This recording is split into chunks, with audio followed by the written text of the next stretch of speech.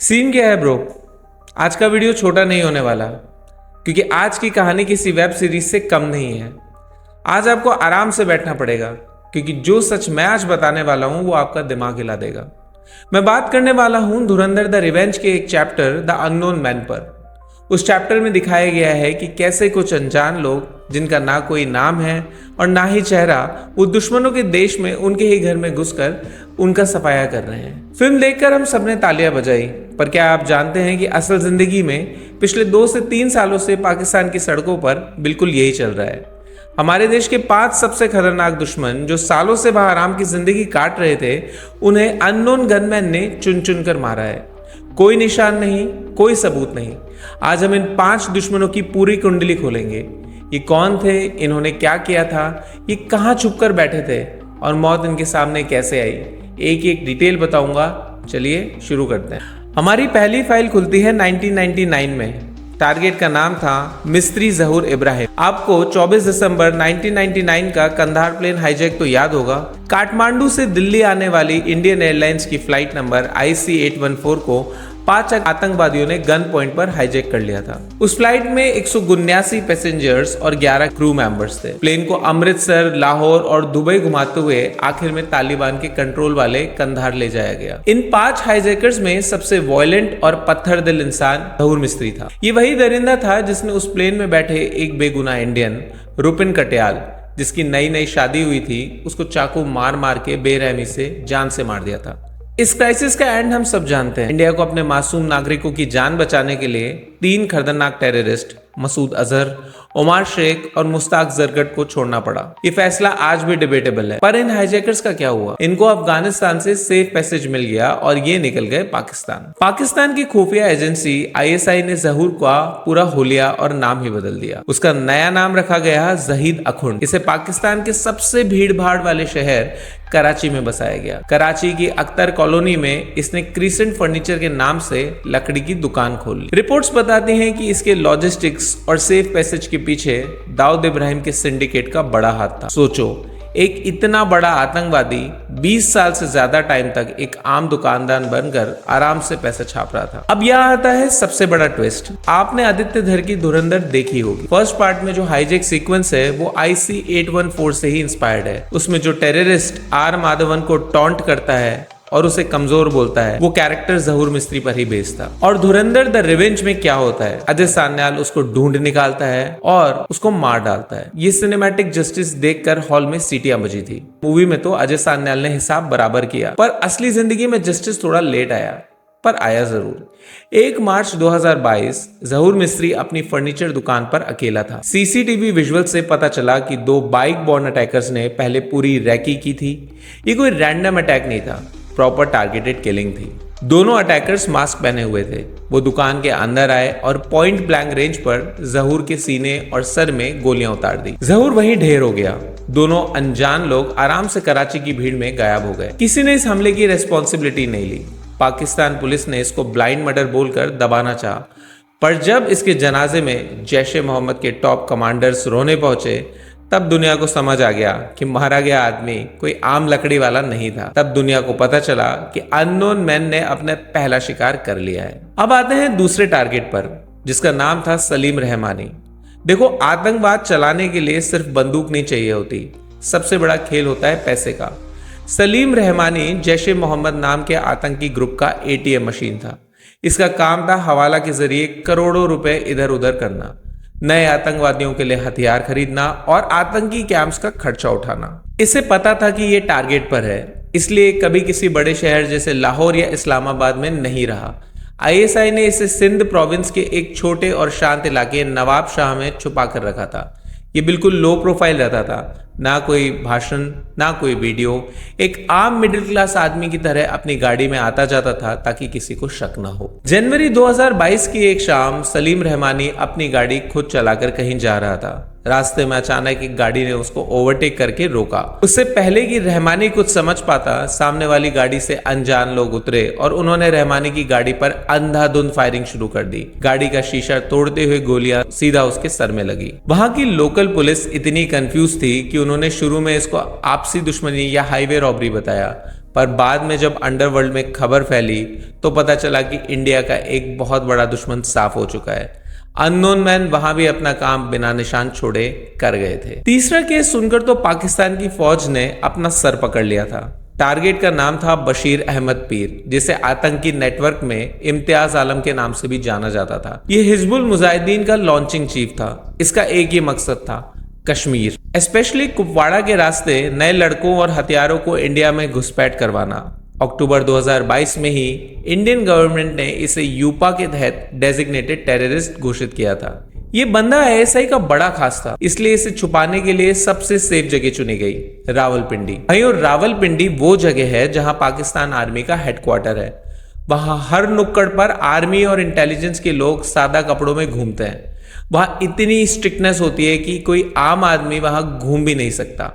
बशीर अहमद वहां बड़े मजे से सिक्योर वीआईपी लाइफ जी रहा था। 20 फरवरी 2023 का दिन, रावलपिंडी के एक वीआईपी मार्केट एरिया में बशीर एक मेडिकल स्टोर के बाहर खड़ा था। शाम का वक्त था।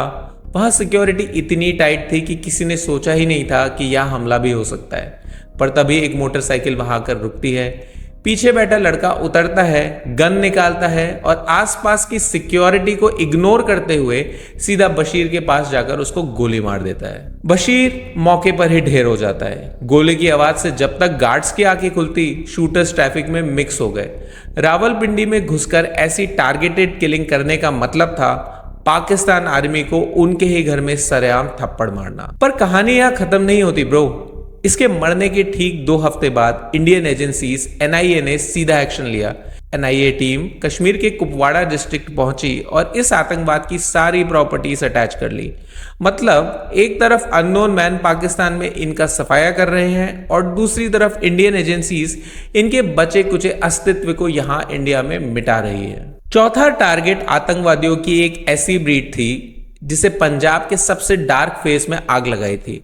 नाम था परमजीत सिंह पांचवार, जिसे पाकिस्तान में मालिक सरदार सिंह के नाम से जाना जाता था। ये खालिस्तान कमांडो फोर्स केसीएफ का सबसे लंबा टिकने वाला लीडर था। 1980s और 90s में जब केसीएफ अपने एक पीक पर था, तब इस ग्रुप ने पंजाब को दहला कर रख रखा था। इनके सबसे बड़े क्राइम्स, इन्होंने 1986 में जनरल अरुण एस वैद्या और 1995 में पंजाब के फॉर्मर सीएम बेन सिंह का असैसिनेशन किया था। जब इंडिया की फोर्सेस ने 90s में ऑपरेशन चलाकर लगभग 600 हार्डकोर टेररिस्ट को ढेर किया था, तब केसीएफ के सारे फैक्शंस खत्म हो गए, पर पंजवार बच निकला। ये भागकर पाकिस्तान चला गया, जहां आईएसआई ने इसको पूरी प्रोटेक्शन दी। पंजवार लाहौर के सबसे महंगे और वीआईपी इलाके जौहर टाउन की सनफ्लावर हाउसिंग सोसाइटी में आराम से रह रहा था। इंडिया ने इसकी केसीएफ ग्रुप को यूपा के तहत बैन कर दिया था, पर यह वहां बैठकर आराम से नए लड़कों को ब्रेन वॉश करने और ड्रोन के जरिए ड्रग्स और हथियार भेजने का नेटवर्क चला रहा था। 6 मई 2023 की सुबह पंजवार अपनी हाउसिंग सोसाइटी के पास वॉक पर निकला था। उसका हथियारबंद बॉडीगार्ड उसके साथ ही था। अचानक 2 अनजान लोग आते हैं। बिना किसी वार्निंग के उन्होंने सीधा पंजवार के सर में गोलियां दाग दी। उसका बॉडीगार्ड भी इस हमले में मारा गया। पंजवार हॉस्पिटल पहुंचने से पहले ही ढेर हो चुका था। 30 साल पुराना हिसाब क्लियर। पर इसके बाद जो हुआ वो और भी हैरान करने वाला था। जैसे ही पंजवार मरा, पाकिस्तान की खुफिया एजेंसीज आईएसआई, मिलिट्री इंटेलिजेंस और काउंटर टेररिज्म डिपार्टमेंट में हड़कंप मच गया। उन्होंने तुरंत पूरे क्राइम सीन को कॉर्डन ऑफ कर दिया और मीडिया को वहां से भगा दिया। क्यों? क्योंकि उन्हें दुनिया से छुपाना था कि इंडिया का इतना बड़ा दुश्मन उनकी सबसे सिक्योर हाउसिंग सोसाइटी में छुपा बैठा था। इस इंसिडेंट के बाद किसी भी एक्सट्रीमिस्ट ग्रुप ने इसकी रिस्पॉन्सिबिलिटी नहीं ली। सब समझ गए थे कि इन अननोन मैन का टारगेट सिर्फ पंजवार नहीं, बल्कि पाकिस्तान को वो पूरा सिस्टम था जो इनको पाल रहा था। और हमारी आखिरी फाइल है उस आदमी की जिसने 2016 में पूरे देश को रुला दिया था। नाम था शाहिद लतीफ। ये जैश-ए मोहम्मद का टॉप कमांडर था और पठानकोट एयरबेस पे जो हमला हुआ था उसमें उन 4 फिदाइन आतंकवादियों का मेन हैंडलर यही था। हमारी एजेंसीज ने इसको लीगली पकड़ने की कितनी ही कोशिश की। हमला होने के 1 महीने बाद 24 फरवरी 2016 और फिर मई 2016 में इंडिया ने पाकिस्तान को लेटर्स रोगेटरी भेजे, मतलब ऑफिशियली प्रोब में हेल्प मांगी। एनआईए ने अपनी चार्जशीट में क्लियरली डिमांड किया था कि हमें जेईएम चीफ मौलाना मसूद अजहर, उसके भाई रौफ असगर और इस शाहिद लतीफ को अरेस्ट करके इंटेरोगेट करना है।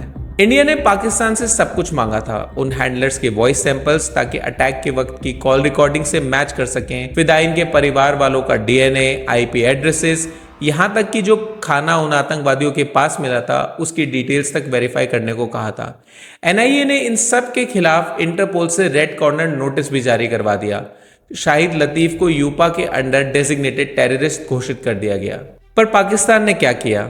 हमेशा की तरह बहरा बन गया। इंटरपोल के नोटिस की धज्जियां उड़ाते हुए पाकिस्तान ने सबको अपने देश में सेफ हाउसेस में छुपा कर रखा। इंडिया की एजेंसीज और पठानकोट के शहीदों के परिवार सालों तक इंसाफ का वेट करते रहे। 11 अक्टूबर 2023 दास का टाउन सियालकोट। शाहिद लतीफ को लगा कि यूपा और इंटरपोल मेरा कुछ नहीं उखाड़ पाए, तो मैं पूरी तरह सेफ हूँ।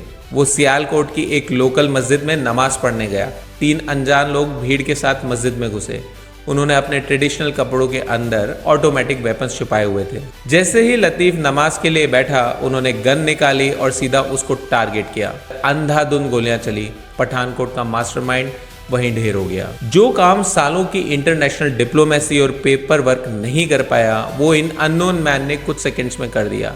इस हमले ने पूरे टेरर नेटवर्क की रूह कांप दी। उन्हें समझ आ गया कि इंटरपोल के नोटिस भले ही उन्हें ना पकड़ पाए, पर इन अनजान लोगों की गोली उन्हें ढूंढ ही लेगी। तो दोस्तों, आपने देखा धुरंधर में द अननोन मैन सिर्फ एक चैप्टर हो सकता है, पर असलियत में किसी ने इन आतंकवादियों के चैप्टर हमेशा के लिए क्लोज कर दिए। ना पकड़े गए, ना कोई सबूत छोड़ा और काम एकदम सफाई से किया। पाकिस्तान का मीडिया और लीडर्स रोते रहे कि इंडिया की एजेंसी रॉ का काम है।